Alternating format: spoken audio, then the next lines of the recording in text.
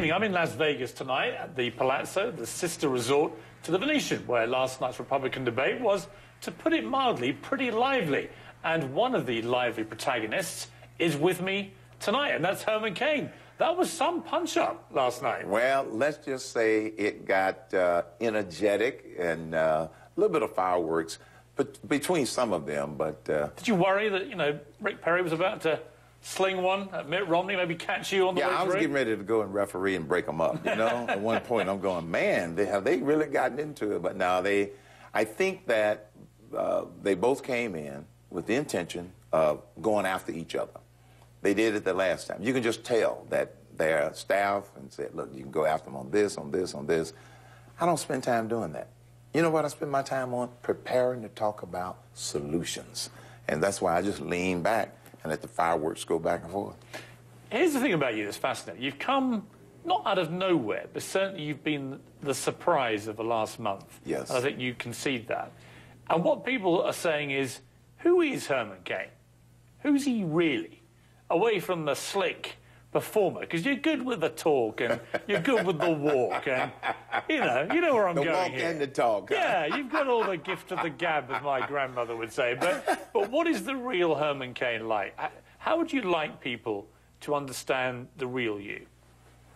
The real you starts with me being a man of faith, a man that believes in family and believes in the future of this country, which is one of the reasons I'm running for president. My faith has been a big part of me all my life.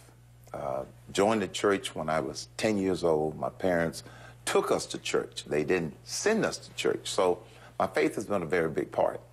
Now, that being said, that simply means that I'm driven by not only goals and objectives and dreams, but I'm also driven by what I feel that my calling is supposed to be. I've always done that. Whenever I had to make a very serious decision career-wise, I always relied upon my faith, along with my wife, in order to make that decision. What is your calling right now? Why do you feel this burning desire to be president? A job that many people view as one of the most thankless jobs in the world.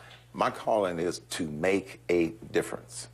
And I have done this all my life. I never dreamed that I would have a calling to make a difference at this level. But it really goes back to 1999 when my first grandchild was born. And I looked in her face, and the first thought that went through my mind, was, what do I do to make this a better nation and a better world? I didn't know the answer then. And it took 12 years for this journey to unfold. A lot of things happened since then. I ran for the United States Senate in 2004, came in an impressive second. In 2006, diagnosed with stage 4. Did you say impressive second? Impressive second. Is there ever an impressive second? Oh, well, yes, because You're a winner, aren't you? Yeah, I'm a winner. I mean, in business, there's never an impressive second. Well, in that case... See, you're not really a politician. That's what I like about you. So when you start saying things like, I came in impressive second. Right.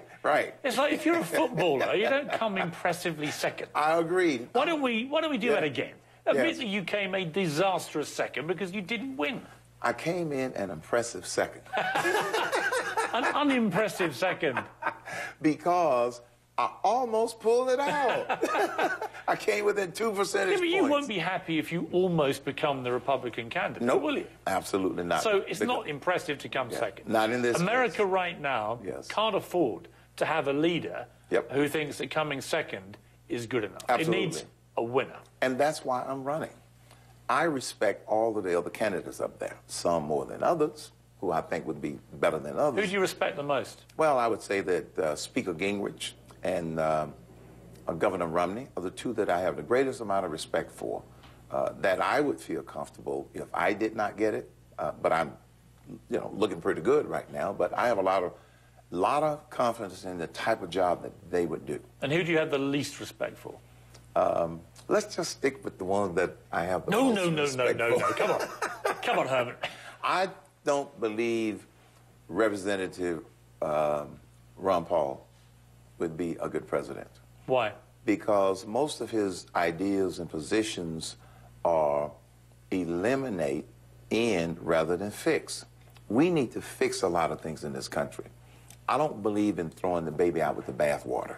We have more things that we can fix than things that we need to totally eliminate. Ideologically, you know, Michelle Bachmann, Rick Perry, other Tea Party candidates, you would imagine would be more down the political route that you would be. Right. You haven't named them in either category, respected or disrespected.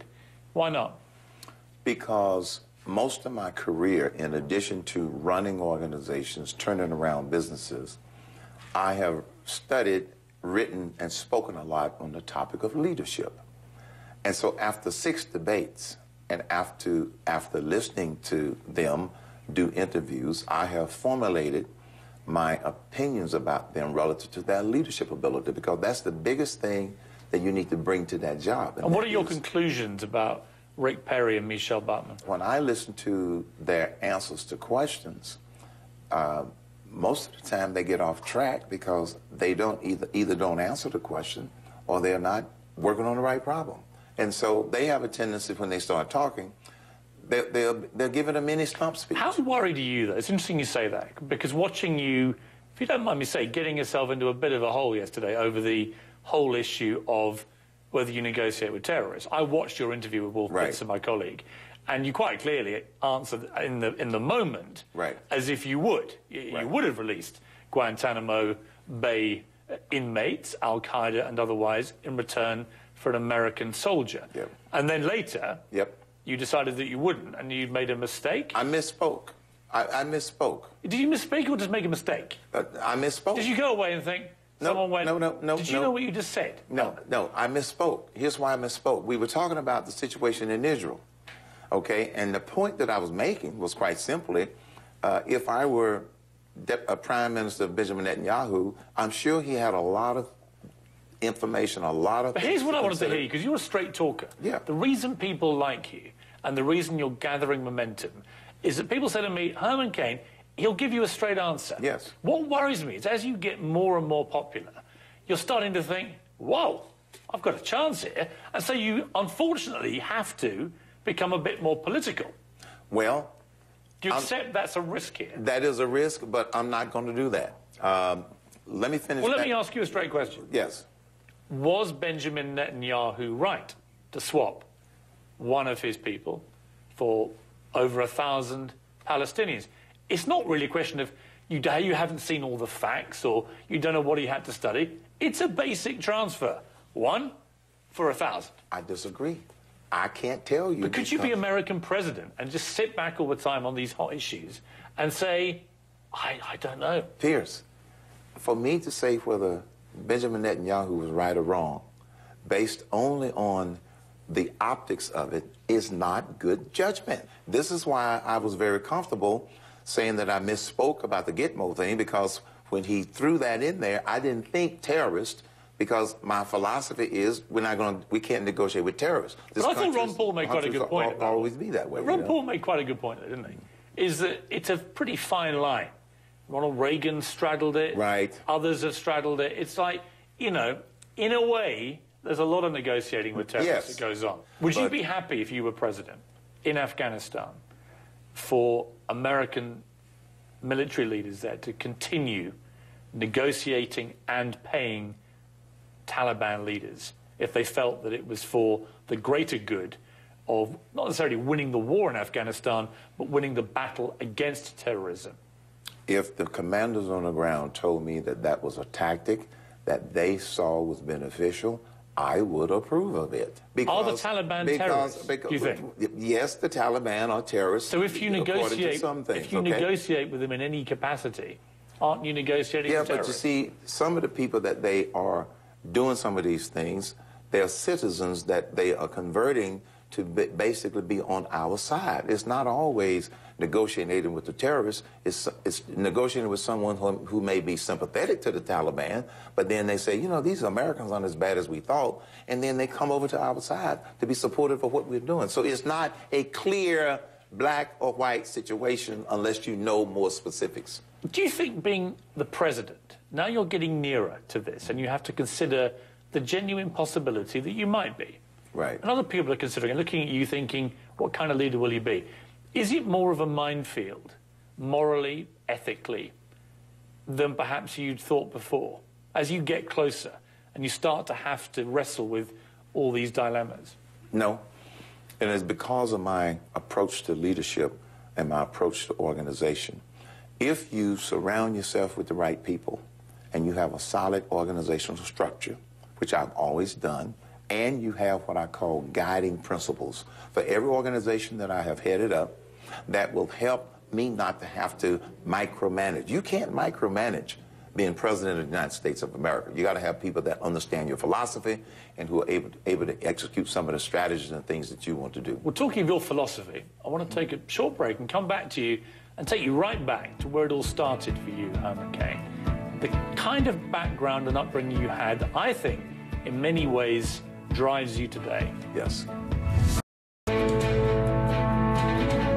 Many African Americans have been brainwashed into not being open-minded, not even considering a conservative point of view.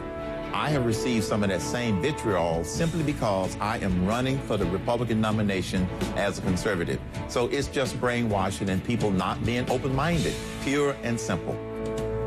Back with my special guest, Herman Cain. Herman, a very interesting quote there. Provocative, inflammatory in many ways, presumably deliberately designed to stir people up, to create a debate. Were you taken aback by the reaction? I was taken aback by the reaction when I made the statement that I was answering Wolf Blitzer's question, why do so many black Americans vote Democrat? And I made the statement because a lot of them are brainwashed into not even considering a conservative or Republican point of view, or not even considering a conservative or Republican candidate. But I also said, but the good news is a lot of black Americans are thinking for themselves and they're getting away from that. I have seen that. I have experienced that. And so the fact that I chose that word, brainwashed, I was a little bit surprised by the reaction to it, but I don't back down from that word. Because when you have some people who won't even consider an alternative idea or consider, you know, someone who might not exactly agree with them ideological, yeah, I call that brainwashing. I've had a lot of guests on recently getting very hot under the collar about the Tea Party. Morgan Freeman and others, you know, top black Americans. I know you don't like using the phrase African American.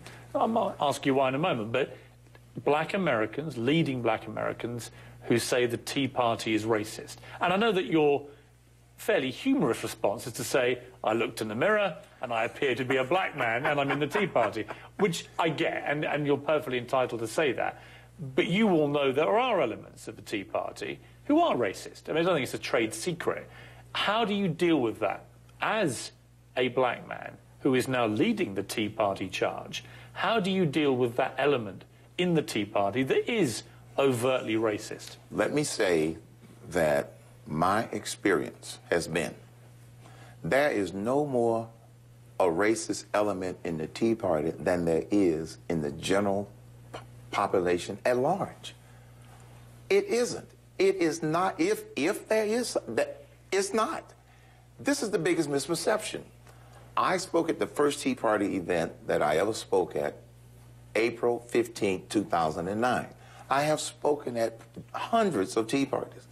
It's not a racist organization. What do you say to Morgan Freeman, to Harry Belafonte, to others who've been quite vocal about this? I say, go to a Tea Party.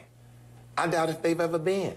I don't think they want to go. Well, I'll go with them and provide some ground cover for them if they think it's a racist organization. Let me take you back to your early days. Yes. Very, very, I mean, you said it wasn't even poverty that you came up in, it was Po, which is even worse than poverty. You did real good with that word. Thank you. You know, being Did I say it right? In a you got British it way? good, yeah. Po. So tell me about Po. How Po was it? Well, when your dad was working very, very hard, and we could only get lunch money one day a week to go to grade school, and the other 4 days, our lunch consisted of whatever my mother could scrape together from the dinner the night before. We would have sandwiches with no meat. We might have sandwiches with jelly, or, I mean, that was fine, it was filling, but they couldn't afford to give us a 25-cent coin for lunch money 5 days a week, and it was just my brother and I. What do you remember about that? The fact that you had so little? What I remember most about having so little is we appreciated what little we had. We were thrilled when we could buy lunch on Fridays with the rest of the kids. It wasn't that it was that big a deal. And Friday's lunch was usually a hot dog, an apple, and a carton of milk. But on that day, we could go to the cafeteria and eat with the other kids. Is this why you're so tough on the poor of today? Do you feel that by comparison, most of the people calling themselves poor have no idea of the kind of poverty that so many millions of Americans had to endure that you did? I would say that that is true, but I don't want to overgeneralize. There are a lot of people who are stuck in whatever their economic situation is, but I also happen to believe that there are some people who don't take advantage of some of the opportunities that they could go after and get. Those are the ones that I have the least amount of patience for. Is modern American society, like many societies around the world, is it spoiled? Has it been spoiled? Some of the population has been spoiled. I happen to think that those demonstrated on Wall Street are spoiled. They're spoiled and manipulated. Because I happen to believe that there was a coordinated effort to create all of this chaos and all of this distraction to cover for the failed policies of the Obama administration. See, I thought it was fascinating yesterday in the debate. You got the biggest cheer of the night when you directly attacked the Occupy Wall Street protesters. I was amazed by that. Yeah. I can only assume it was a very wealthy audience, which were in Vegas. Maybe they had a good night at the casino. But it was a surprising moment, I think, for many people to see you getting a real ovation for that attack. And you kind of steered it away from not necessarily the people themselves. Go outside the White House, he said. Go and protest against Barack Obama, against his administration. Right. And I was like, come off it, Herman. You don't honestly, I don't believe that you believe that the banking community of America is as blameless as you're pretending them to be. I didn't say that. I never said that. You were kind of... You're talking about manipulation. You were kind of steering everyone to think, it's not these guys. First of all... It's these guys. No. First of all, I wouldn't defend the banks because I happen to think that the banks are part of the problem. Wall Streeters, they manage money. They help to make sure the businesses run. No, I was not trying to defend the banks or Wall Street. What I was saying was they have their frustration directed at the wrong place. But why? Why? I mean, I agree with Ron Paul. This whole subprime mortgage scandal was a bunch of wealthy bankers effectively preying on the most vulnerable elements of American society. Here you are saying to these people, I know you lost your home. I know you probably lost your job. I know you've got no money. It's probably mainly your fault. And if it's not your fault, it's Barack Obama's. No. I'm like, Herman, Piers, no, what about these guys? Those are not the people that were protesting on Wall Street. Some of them are. No. Why? I know some of these people, the 14 million who cannot find a job, the underemployed. You know what they're doing? They're still looking for a job every day and they can't find one. I know people like this personally, Piers. They don't have time to go to Wall Street to try to make some sort of social statement against Wall Street. They're looking every day. They're going out every day. I know some of them are my relatives that I have to feel sorry for because they can't find work. So this is why I'm so passionate when I say direct your frustration over at the White House because of these failed policies. But I bet if I sat down with your family members that you're talking about now and said, how do you feel that nobody in the banking community of America has ever been properly held to account for what they did, right? They would say it's outrageous. Well, Piers, I did rail against it because the problem is multi-level. First of all, I didn't agree with the government bailing out the J.P. Morgan and the big banks on Wall Street. I don't believe in too big to fail. Secondly, one of the bigger problems that led to this whole thing, remember I'm real big on are we working on the right problem, was Fannie Mae and Freddie Mac. And because Fannie Mae and Freddie Mac was corrupt at the core. Do you know two of the people that probably should have gone to jail first? Barney Frank and Chris Dodd. Because their committees had oversight of Fannie Mae and Freddie Mac And it is documented that they turned the other way, put it under the rug. They didn't do their job. Give me a very quick pie. Here's a pie. How much is Obama's fault? How much is Wall Street's fault? How much is the fault of the people themselves? I would say that 50% of it is Obama's fault, 25% of it is Wall Street's fault, and 25% of it is the individual's fault. That's a straight answer from a politician. I'm not a politician. So you keep reminding me. I need to have a break to recover from that. An honest answer from a near politician. When we come back, I want to get stuck into you about your personal views on the burning issues of the day. Okay. Be prepared. You might get a straight answer.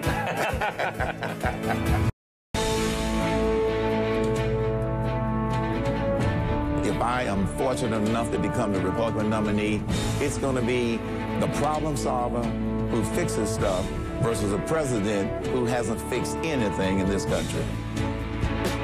Back with Herman Cain. I want to get stuck into you on your personal, I guess, your personal views is the all-encompassing theme of this segment. First of all, let's talk about homosexuality. Because, unless I'm wrong, you think it's a sin.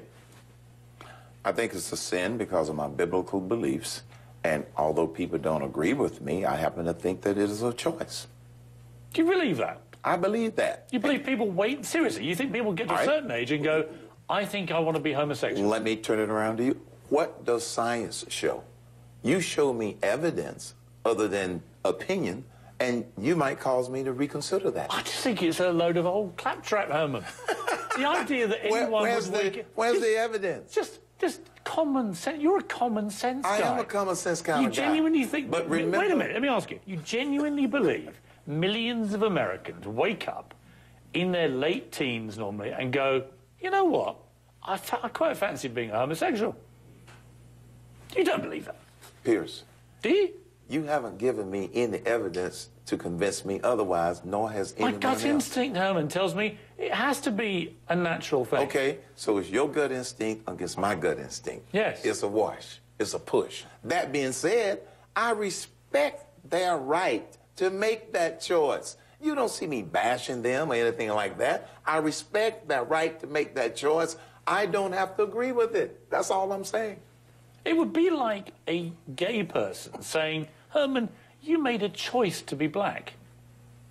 We know that's not the case. You know that. I was born black. Yeah, but they maybe if they said Piers, that, you would find it offensive. Piers, this doesn't wash off. I hate to burst your bubble. I don't think being a homosexual washes off. Well, maybe you're right. I'm just simply saying. You concede I might be right?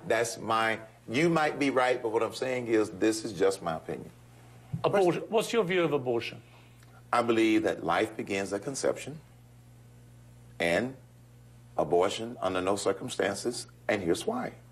No circumstances? No circumstances. Because many of your fellow candidates, or certainly some of them, qualify that. They qualify, but... Rape and incest and so on. Rape and incest, but... Are you honestly saying, again, a tricky question, I know. That's a tricky question. But you've had children, grandchildren. Yes. If one of your female children, grandchildren, was raped, you would honestly want her to bring up that baby as her own? You're mixing two things here, Piers. Why? Okay, you're mixing two things. But that's what it comes down to. No, it comes down to it's not the government's role or anybody else's role to make that decision. Secondly, if you look at the statistical incidence, you're not talking about that big a number. So what I'm saying is it ultimately gets down to a choice that that family or that mother has to make. Not me as president, not some politician, not a bureaucrat. It gets down to that family. And whatever they decide, they decide. I shouldn't try to tell them what decision to make for such a sensitive decision. By expressing the view that you express, you are effectively telling them, you might be president. You can't hide behind now the mask, if you don't mind me saying, of being the pizza guy. You might be president of the United States of America. So your views on these things become exponentially, massively more important. They become a directive to the nation. No, they don't.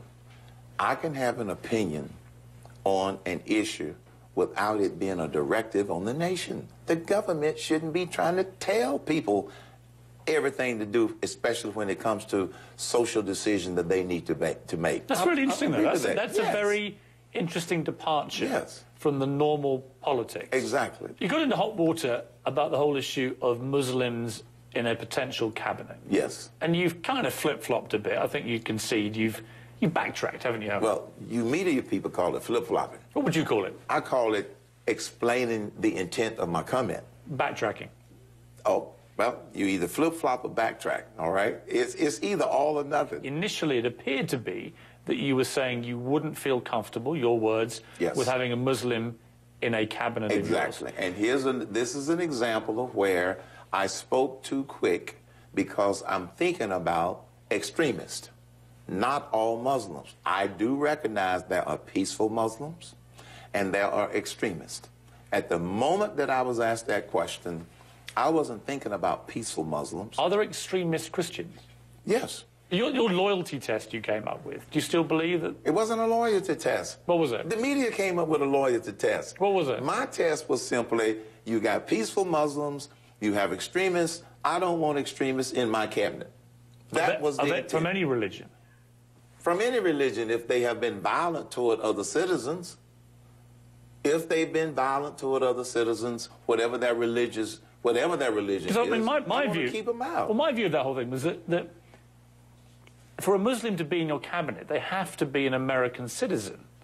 So they would have had to already have signed up to the Constitution and all the other things that come with citizenship. So to a Muslim watching this interview who's concerned about your view of Muslims generally living in America, because the original comments were inflammatory, whether you intended them to be or not, they were. What would you say now that you are nearing the stage of possibly being president to make them feel less concerned? If you are truly a peaceful Muslim in this country, I have no problem with you. I have no problem with you doing whatever you want to do in this country like any other citizen. I have no beef with those Muslims that are peaceful. I have had conversations with peaceful Muslims.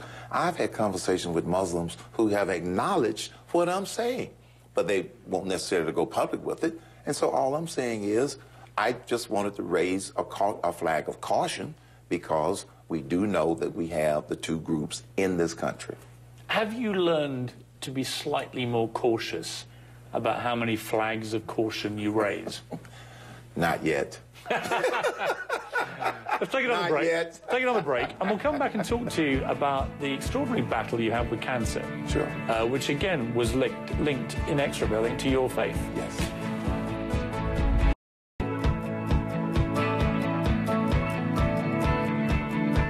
I was diagnosed with cancer in 2006.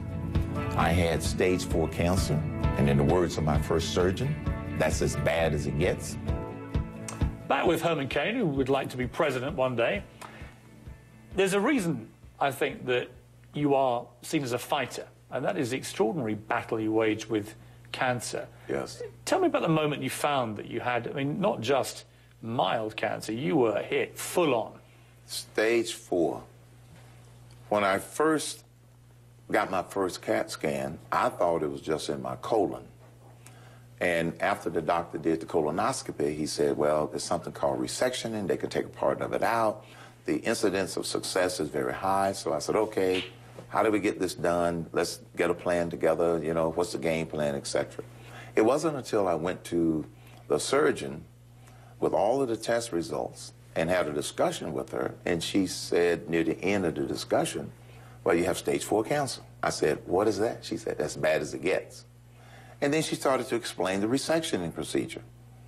But then near the end of it, she says, now, the tumors in your liver, I really don't know what to do about those until after I open you up. I said, what tumors in my liver? You had no idea you had them? I had no idea that I had tumors in my liver because when I went to get the CAT scan and I got the results, they won't tell you the results. They want to send it through your doctor. And when you hear tumors in liver, you're thinking, this could be the end, aren't you? Yes, I'm thinking, okay, Lord, if this is it, thank you for this wonderful life. I just pray that I don't suffer. That's what went through my mind. But when she told me I had a 30% chance of survival, I had to start thinking, well, maybe this is it. But because of my faith, I wasn't afraid. When did you realize you were going to make it? I realized I was going to make it. First of all, I had to go through the chemotherapy, double surgery, recuperate from the double surgery where they took out 30% of my colon, 70% of my liver, recuperate, go through some more intensive chemotherapy. And about a year after going through all of that and not having to be on chemotherapy, my test results were consistently good. The second year, consistently good. About the second year is when I started to feel like I probably had won this battle against cancer. And just 3 months ago, I got a full, clean bill of health, totally cancer-free for 5 years. My doctor said I am a miracle because I only had 30% chance of survival, and I've been totally cancer-free for 5 years. And I said, let me ask you this, doc. I know you can't guarantee this. What's the likelihood that I get cancer back again? He said, the likelihood is like 0.0011 or something like that. He said, after 5 years, with the way your tests look, it's not likely that you get it back. I am a blessed guy. See, how much of it is down to your lucky gold tie? Why gold? Why is it your lucky gold tie? Because I believe in the gold standard that we never should have gotten off of. And secondly, it looks pretty good next to this beautiful skin.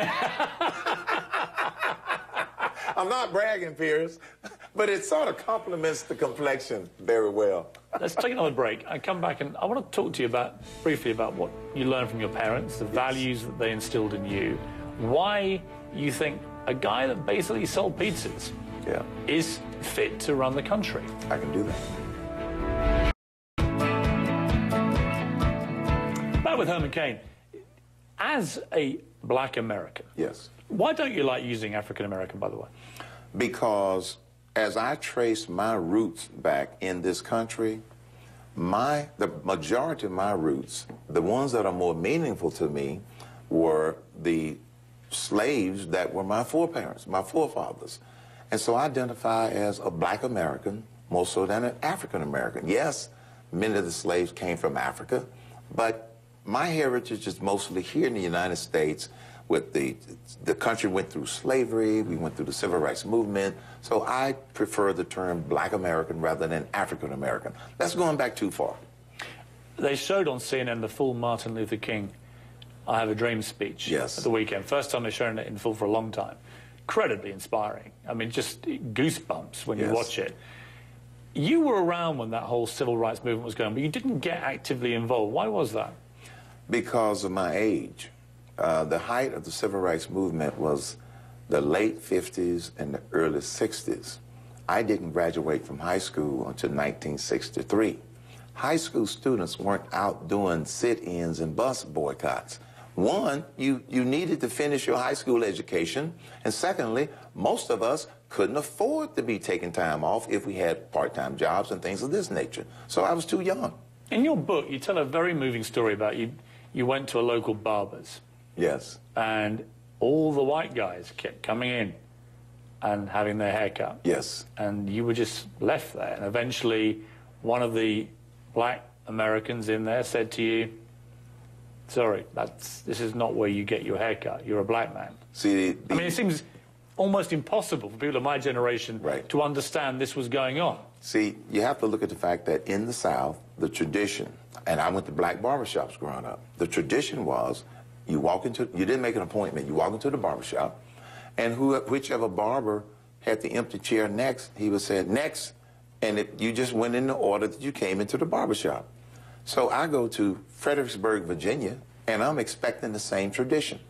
But I sat there and I kept watching white customers being called up, and I'm sitting here. It wasn't until I went up to one of the black barbers and said, am I next? You skipped over me. And that's when he said, well, we can't cut black hair in here. I said, what? No. You got all black barbers. What do you mean you can't cut black hair in here? We would lose our jobs if we do. This is 70 miles south of Washington, D.C. I thought I was I thought I was out of this kind of stuff.